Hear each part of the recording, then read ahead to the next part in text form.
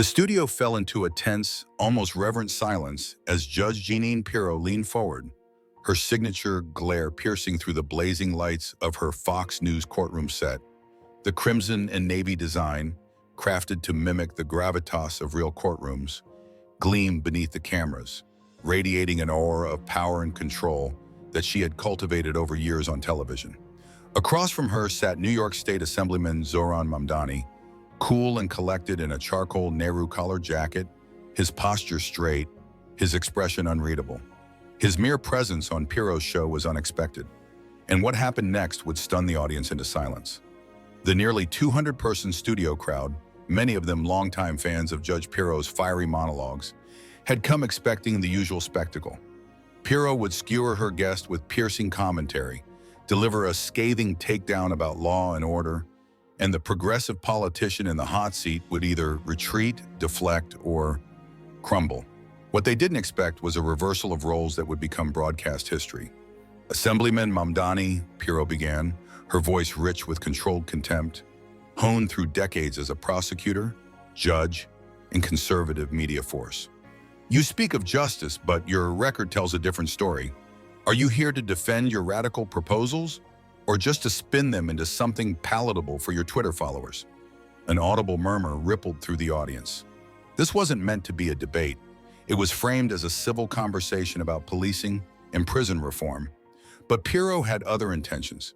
She wanted to put this young socialist in his place, to prove that passion and protest were no match for courtroom grit and American tradition. But what she didn't expect was for Mamdani to smile, not nervously, not defensively, but with the quiet confidence of a man who had walked into this confrontation fully prepared. "Judge Piro," he said evenly, his voice calm, almost disarmingly polite. "Before you interrogate my record, perhaps we should have an honest conversation about yours, because I've come with documents that might just surprise your audience and your producers." The camera immediately zoomed in on Piro's face. Her smirk faltered. In the control booth, a flurry of voices buzzed through headsets. Camera angles shifted. This was no longer a controlled Fox segment. It was quickly turning into a high-stakes confrontation. Before we dive into how Zohran Mamdani dismantled Judge Jeanine Piro on her own turf, make sure to comment where you're watching from and subscribe so you don't miss any more political showdowns like this.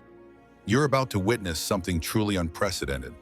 The buildup had been months in the making, though neither of them fully realized it. Piro had spent weeks, even years, railing against what she called #politicians.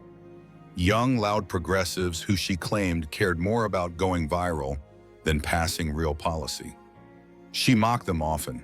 "Some of these so-called lawmakers think followers equal legislation," she'd scoff on her show.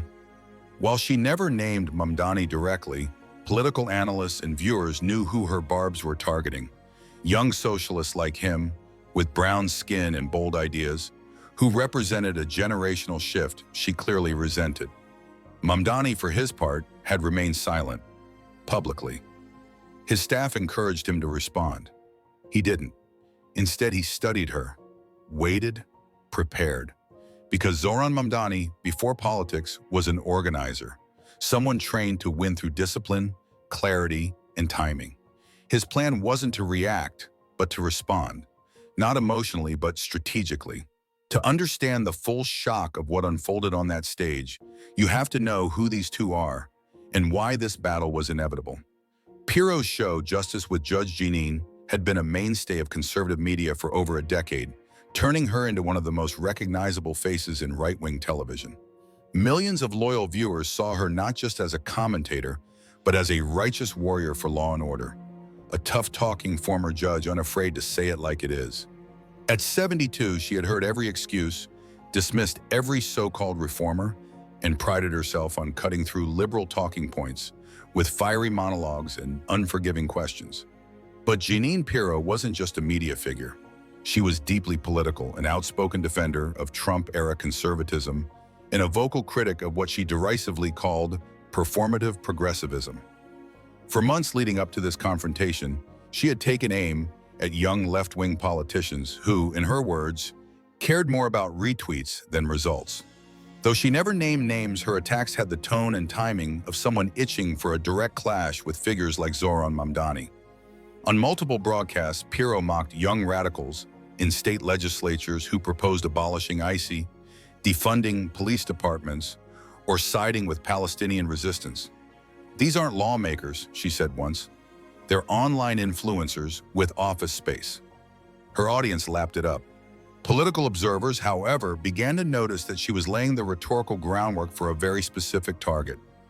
That target was now sitting across from her. Zohran Mamdani, 32, hadn't come from wealth, political dynasties, or elite law firms.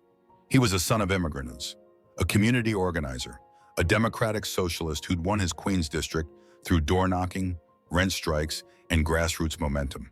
And unlike many young politicians, Mamdani hadn't entered politics to climb ladders. He came to tear them down. Before politics, Mamdani worked in housing justice, organizing tenants to fight predatory landlords. His rise was meteoric but earned, not gifted. He was articulate, data-driven, and fiercely principled. And like Crockett in the original tale, Mamdani's strength came not just from what he believed, but from how methodically he could argue it. He also understood power and how to confront it. While most freshman lawmakers spent their early years learning the rules and avoiding the spotlight, Mamdani had done the opposite. He was vocal, unapologetic, and fearless in committee hearings, often taking on establishment Democrats with the same precision he used on Republicans. His comments about U.S. foreign policy, particularly Israel and Palestine, had made him both a hero to progressives and a target for conservatives. He'd seen the traps coming, and he'd prepared. This televised confrontation was more than a debate. It was a collision of two worldviews. On one side, Piro, the law and order traditionalist, forged in the flames of the 1990s crime panic and hardened by years in right-wing media. On the other, Mamdani, the anti-capitalist disruptor with a global conscience and an unshakable calm under fire. What made it even more volatile was that, on paper, they had some things in common. Both came from tough, working-class environments. Both had carved reputations as passionate advocates. Both knew how to command a room, but they represented diametrically opposed philosophies of justice. The set, too, wasn't neutral. It was Piro's turf. The flags, the eagle motifs, the solemn courtroom backdrop, all designed to confer authority onto her persona. The audience was handpicked for loyalty. The lighting, the angles, the pacing all tilted in her favor, but Mamdani had done his homework. Jeanine Pirro thought she was springing a trap. What she didn't realize was that she was walking into one, painstakingly prepared by someone who knew both politics and optics better than she expected. As the cameras rolled and the hot lights burned, Piro struck with her opening salvo, measured, sharp, and dripping with veteran confidence. She was used to catching guests off guard, but this time she wasn't the only one who came prepared. Judge Piro had spent the previous week preparing meticulously for this moment. She and her producers pored over every speech, interview, and bill Zohran Mamdani had touched. Her research team assembled a thick dossier packed with charts on legislative inaction, quotes from Mamdani's critics, and what they believed were silver bullet moments showing he cared more about media buzz than meaningful change. The strategy was clear. Leverage her decades of media dominance in the controlled environment of her own studio to corner Mamdani, to paint him as an inexperienced ideologue with big rhetoric but no real impact. She would use the full force of her persona, her brand, and her platform to remind him and the audience who held the power in this room. What Piro and her team failed to realize, however, was that Zohran Mamdani had been preparing for moments like this his entire career. Years of community organizing had sharpened his strategic thinking. His training in public housing fights had taught him how to face off against hostile landlords, lawyers, and bureaucrats. And more importantly, his socialist worldview had prepared him for confrontation, not just political, but moral. Piro leaned back confidently in her judge's chair, a glint of theatrical righteousness in her eyes. "Assemblyman Mamdani," she said, her voice dripping with skepticism, "you've been in the New York Assembly for nearly 3 years now. You've introduced bills, posted your speeches online, and made a lot of noise on Twitter. But let me ask you plainly, what have you actually done? What legislation have you passed that's improved a single person's life? The audience murmured in agreement. Classic Piro, blunt, surgical, unfiltered. Her voice, cold and legalistic, had taken down dozens of liberal guests before.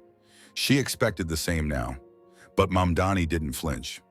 Judge Piro, he said calmly, folding his hands before him, I appreciate the question, and I'd be happy to walk through my legislative record. But before I do, may I ask, when was the last time you stepped foot in a real courtroom to argue a case, instead of turning justice into a performance under studio lights? The room went still. The question didn't land like a jab, it landed like a challenge. The audience shifted, even some of Piro's fans looked momentarily uncertain. Piro's eyes narrowed. I've been fighting for justice longer than you've been out of high school, she snapped. My courtroom may be on television now, but the values are the same. Don't dodge the question. I'm not dodging, Mamdani replied smoothly. I'm giving context, because unlike TV segments that last 6 minutes, real legislative work takes time.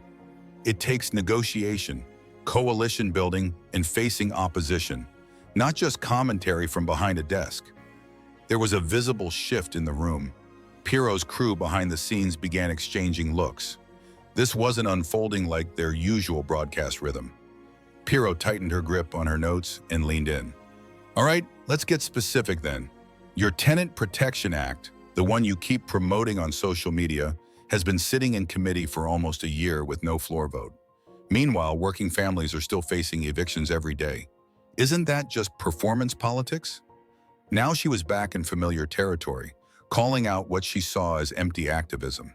She expected Mamdani to falter, maybe launch into a generic defense. But instead, Mamdani leaned forward slightly, his tone sharpening with conviction. Well, since you want to talk about that, Bill, he began, let's talk about something your viewers might find interesting. 3 weeks ago, your production company, Piro Media LLC, signed a $2.3 million strategic consulting deal with a corporate landlord association, the same group that spent millions lobbying against the very housing protections my bill includes. Gasps, the audience collectively stiffened. Phones rose, heads turned toward Piro, whose smile froze mid-expression. Her carefully composed poise cracked ever so slightly. Camera operators instinctively zoomed in. My bill may be stuck in committee, Mamdani continued, but I'm not taking money from the people profiting off homelessness while preaching about justice on television. Piro jolted upright, visibly rattled. How dare you come onto my show and throw around baseless accusations? You have no idea what you're talking about. But Mamdani was just getting started. From his bag, he casually pulled out a folder, thick and worn, filled with highlighted pages and clipped documents. The kind of preparation you don't bring unless you intend to go to war. Oh, I know exactly what I'm talking about, he said, flipping it open with surgical grace. Unlike some people, I do my homework. The audience was spellbound. The tension in the studio was electric. Phones flashed. Social media alerts were already pinging across devices as the first clips began spreading online. This wasn't just a political confrontation anymore. It was a live reckoning. What had started as a typical segment had now unraveled into a full-scale confrontation, and everyone could feel it. The tension in the studio was suffocating. Camera operators instinctively crept in closer, their lenses locked on the unfolding drama. In the control room, frantic voices debated whether to cut to commercial. But ratings were surging like never before, so they let it ride. The contract is public record, Mamdani said coolly, opening the folder with practiced calm. The slow, deliberate motion of someone who had walked into 1,000 confrontations and always came with receipts. Signed it just 3 weeks ago, the same week you began your media tour slamming tenant protections and rent control. Interesting timing, don't you think? Judge Piro's face went crimson, and for the first time in her storied television career, viewers saw her lose her grip. Her usual smirk gave way to clenched teeth. Her eyes darted off camera. My business has nothing to do with my beliefs, she snapped. I've been fighting for justice since before you were born. Have you, though? Mamdani countered, and now his voice took on the razor-sharp tone of a prosecutor cornering a hostile witness. Because I brought something else your viewers might want to see. He reached into his briefcase again. The room held its breath. Phones rose into the air. The faint buzz of a dozen notifications pinged as the first viral clips hit social media. Judge Piro sat back, hands gripping her desk. For the first time since her rise to media prominence, she wasn't steering the conversation. "What I'm about to show you," Mamdani said, holding the audience in suspense, "will change how we talk about justice in this country and who's truly advocating for it versus who's just selling it as a brand."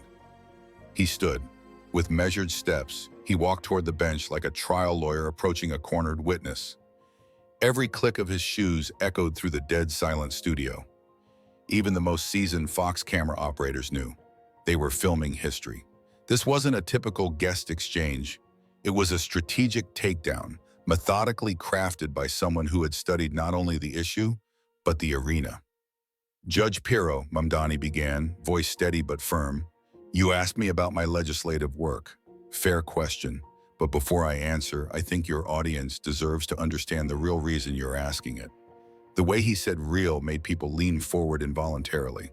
"That's what," he continued, holding up a page for the cameras to zoom in on, "is a contract between your company, Piro Media LLC, and the National Housing Strategy Group, one of the most powerful landlord lobbying organizations in the country. $2.3 million over 3 years, labeled as Strategic Media Consulting and Narrative Management." The audience gasped. Several people pulled out their phones to start recording. Piro's expression shifted rapidly. Surprise, fury, and for a fleeting second, fear. "That's a business agreement," she barked. "It has nothing to do with my show or what I believe in." Mamdani's smile was calm, not smug, but the quiet satisfaction of someone who had been underestimated. "Really?" he said. "Because this email, from the lobbying group's VP of Government Affairs to your senior producer, suggests otherwise. Shall I read it?" "You can't just—" Piro tried to cut him off, but he was already speaking. "Thank you for agreeing to help shift the narrative on housing reform. The recent push by progressive legislators like Mamdani is threatening our business model. Having Judge Piro publicly challenge their effectiveness is critical to our national messaging strategy." The studio exploded. Viewers at home could hear the eruption, murmurs, gasps, raised voices. Piro looked as if she had been struck. But Mamdani wasn't finished. "Judge," he said, locking eyes with Piro, "you questioned my effectiveness as a legislator. You asked what I've accomplished while I've been advocating for housing justice. So let me show you exactly what I've been doing while you've been taking money from the same corporations that profit off evictions and homelessness." He reached once more into his briefcase and pulled out a thick stack of neatly bound papers. "This is the Tenant Dignity and Defense Act," he said, holding the document high enough for the cameras to zoom in. "I've co-sponsored this bill with lawmakers from both parties. It's designed to cut New York's eviction rate in half by expanding rent stabilization, legal aid access, and tenant protection statewide." The crowd leaned forward, silent. "This," Mamdani continued, raising a second folder, "is the Landlord Transparency and Oversight Bill. It ties state housing subsidies to full disclosure of corporate ownership and rent histories." He held up a third. "And this is the Public Housing Reinvestment Act.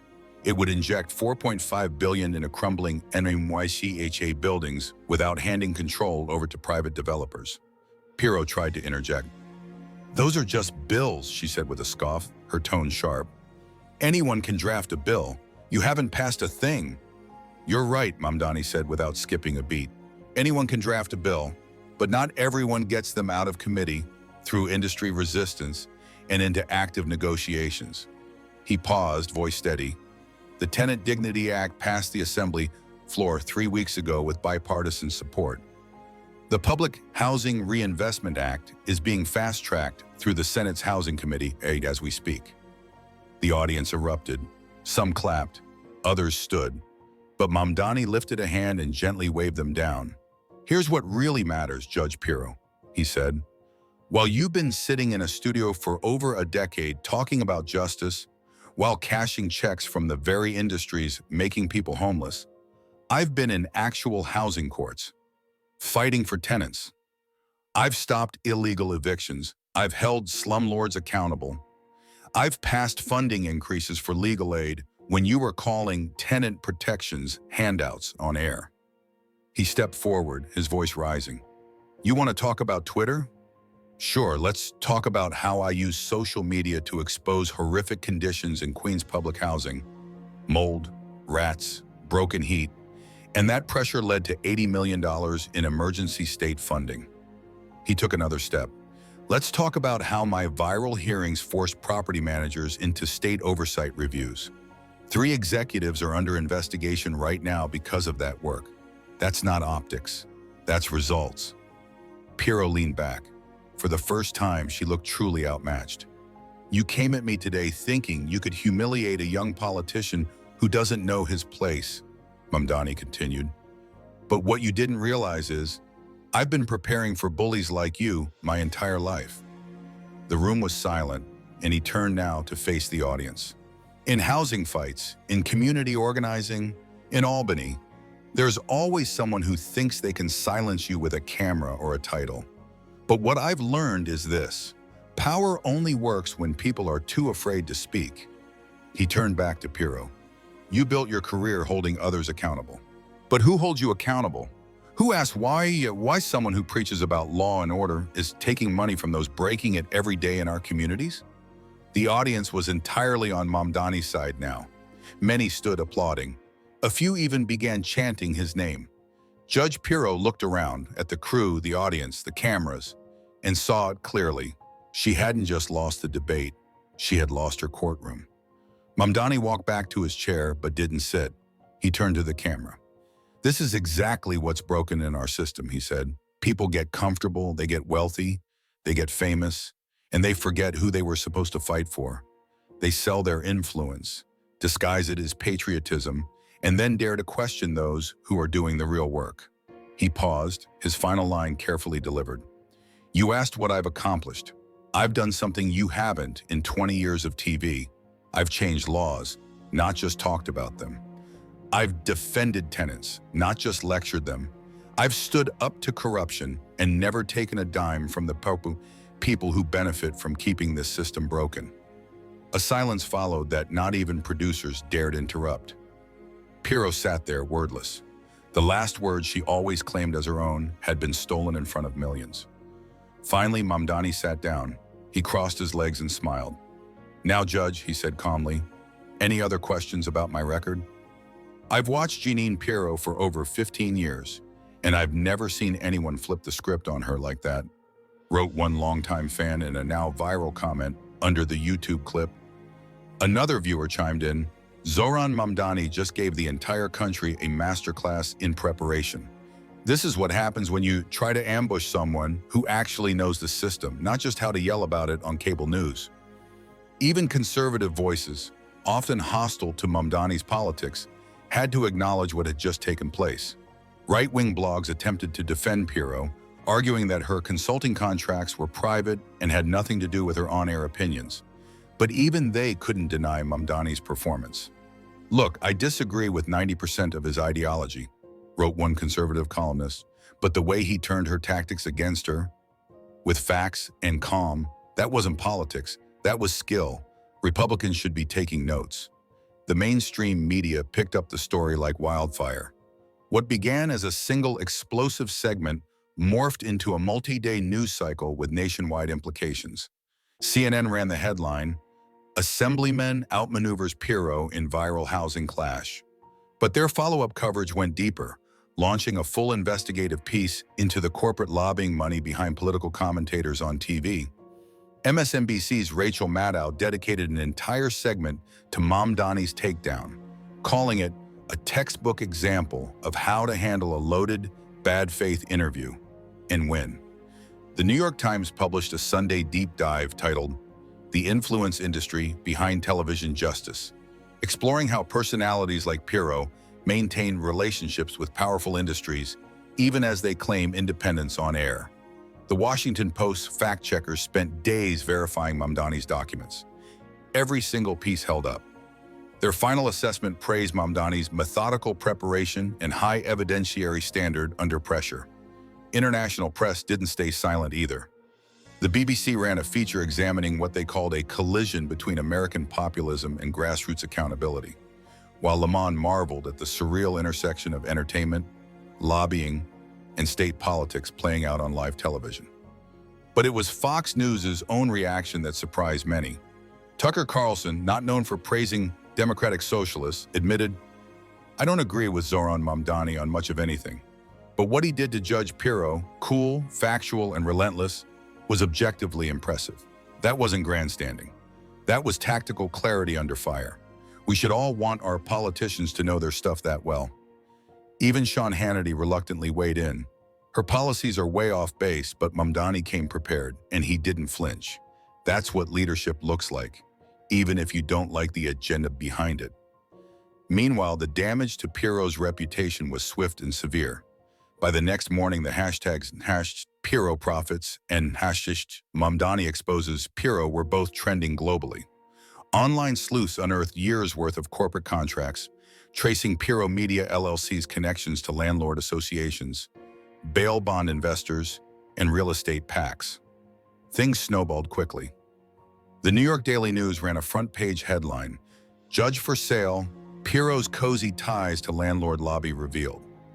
The Albany Times-Union dug deeper, revealing that Piro Media had received over $8 million in the last 5 years from corporations tied to housing policy, eviction defense software, and security surveillance companies lobbying the state legislature. The fallout was brutal.